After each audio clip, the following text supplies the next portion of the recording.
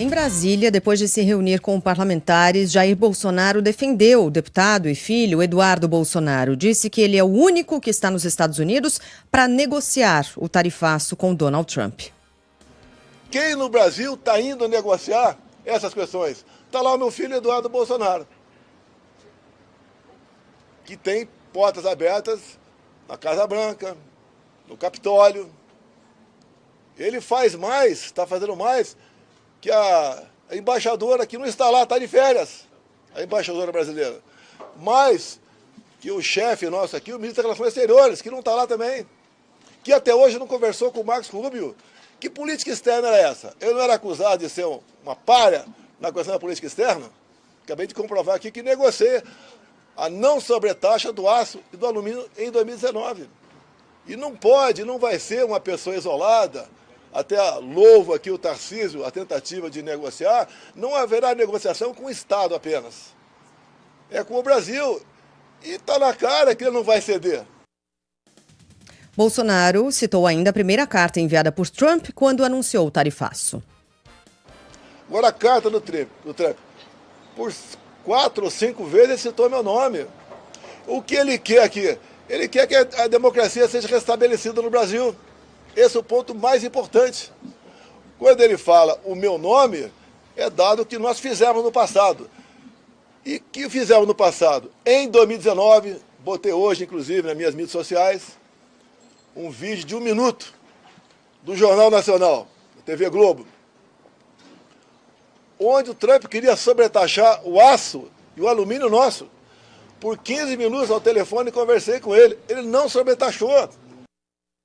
Disse também que poderia negociar o tarifaço se Lula pedir. O que ele quer é democracia no Brasil. Agora, quem vai negociar? Você não tem com quem negociar. Eu acho que teria sucesso em ter uma audiência com o presidente Trump. Acho que teria sucesso. Estou à disposição. Não tem ataque à soberania nacional. O Brasil está deixando de ser soberano economicamente. Vamos ter um único parceiro, pelo que tudo indica, que vai ser a China. Daí a China impõe as regras aqui dentro. Tem que conversar, ter humildade, parar de atacar o Trump o tempo todo. Esses ataques começaram antes das eleições do ano passado, nos Estados Unidos. Não, eu estou em condições agora, se o Lula sinalizar para mim, me der o passaporte, né? Eu sei que não é ele que vai dar o passaporte, eu negocio com o Trump. Ele fez isso para o pessoal ir conversar. Quem não vai conversar vai pagar um preço alto. E quem vai pagar um preço alto é todo o povo, em especial os mais pobres. Tá, antes de comentar, Donald Trump enviou uma carta endereçada a Jair Bolsonaro e escreveu o seguinte: prezado senhor Bolsonaro, vi o tratamento terrível que você está recebendo das mãos de um sistema injusto que se voltou contra você. Esse julgamento deveria acabar imediatamente. Não me surpreende vê-lo liderando nas pesquisas. Você foi um líder altamente respeitado e forte que serviu bem ao seu país. Compartilho o seu compromisso com ouvir a voz do povo e estou muito preocupado com os ataques à liberdade de expressão, tanto no Brasil quanto nos Estados Unidos, vindos do atual governo. Expressei fortemente minha desaprovação, tanto publicamente quanto por meio da nossa política tarifária. É minha sincera esperança que o governo do Brasil mude de rumo, pare de atacar os opositores políticos e encerre esse regime ridículo de censura. Estarei observando de perto, fecha aspas, diz a carta escrita e assinada de próprio punho aqui pelo presidente dos Estados Unidos. Já falei nessa semana e falo novamente, é muito raro, né? Aliás, não é tão raro assim, que Donald Trump faça elogios tão rasgados a alguns indivíduos. Mas quando a gente vai ver quais são esses indivíduos, são Vítor Orbán, são os ditadores de países como a Arábia Saudita, Catar, que lhe dão presentes, né, como um avião de 400 milhões de dólares. Era o amigão Jeffrey Epstein, aquele que tinha uma ilha cheia de meninas que eram abusadas sexualmente, meninas de 11, 12, 13, ninguém sabe exatamente o que acontecia ali, mas todo mundo sabe que não era algo bonito. Steve Bannon, aquele sujeito que não dá nem pra chamar de protofascista mais, porque ele é um fascista mesmo. Ele já passou desse ponto. É um cara que, sem medo nenhum das câmeras, faz a saudação nazista, agradecendo a presença de um partido neonazista alemão na posse de Donald Trump. Então são essas as pessoas elogiadas e muito benquistas por Donald Trump. Se ele fizesse elogios assim ao meu vizinho, eu ia ficar bastante desconfiado, viu? Talvez aumentasse o tamanho do muro.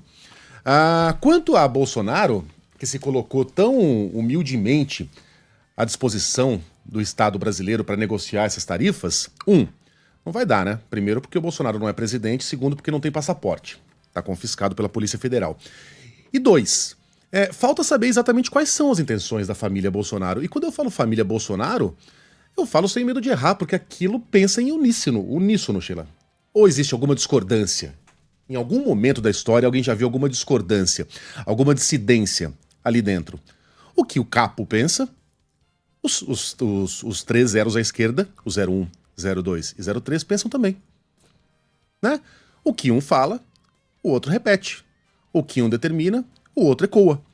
Então, o Bolsonaro está se colocando à disposição para negociar. Mas que tipo de negociação é essa? Porque o filho dele já está lá.